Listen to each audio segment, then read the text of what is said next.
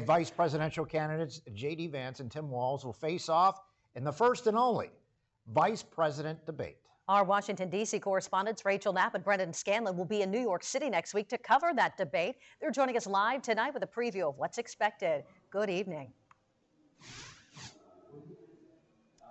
Hey there, Mike and Eva. Good evening. Well, today we learned the rules for that 90-minute debate between Republican VP candidate Senator J.D. Vance of Ohio and Democratic VP candidate Minnesota Governor Tim Walz. Now, the 90-minute debate will include no opening statements, but it will include 2 minutes for closing statements. Candidates will have 2 minutes to answer a question.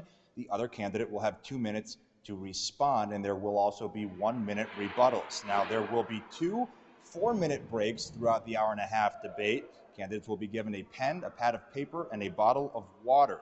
CBS News, which is the network hosting the debate, said that they will reserve the right to mute the microphones, but otherwise they will remain unmuted. Rachel, this debate, highly anticipated. It really has the capacity to really impact this presidential race more so than any other VP debate we've seen in recent years. Oh, that's right, Brendan. You know, one gaffe, one slip up, one big moment could really change the outcome of this race. And historically speaking, VP debates, they are not that influential, but this is already such a close race, so everything counts. And really, it could even maybe change the minds of some voters in some influential states, just like Pennsylvania. So political scientists that we spoke with, they say that these debates are a good way for vice presidential candidates to tell voters who they are and what they stand for, because of course they're not as well known as the candidates running for our highest office. So this is their chance to kind of share that information with voters.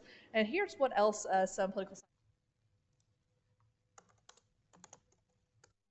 at least historically, the VPs serve as kind of the attack dogs for the campaigns, the ones that are really going to hammer the opposition for what the name at the top of the ticket stands for. So we'll see kind of very, very direct shots, but not directly through the VP candidate on the other side of the stage, but more at their running mate at the top of the ticket, knowing that that's who's everyone is seeing their political lenses through.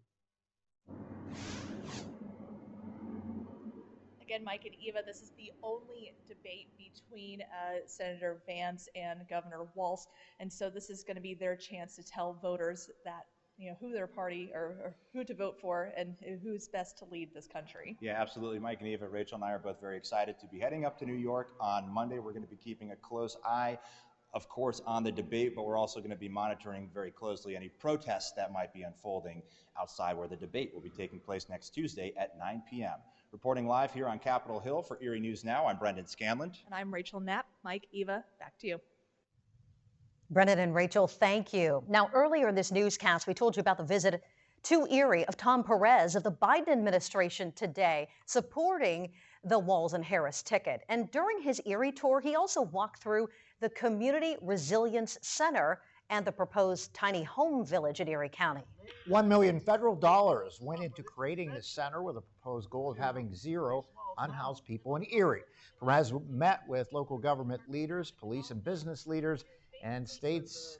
When federal, state, and local leaders partner together, they can get some big things done. In addition, Perez states the center will provide services to address the root of the problem, the unhoused, and the services will enable people to get back on their feet in a sustainable way.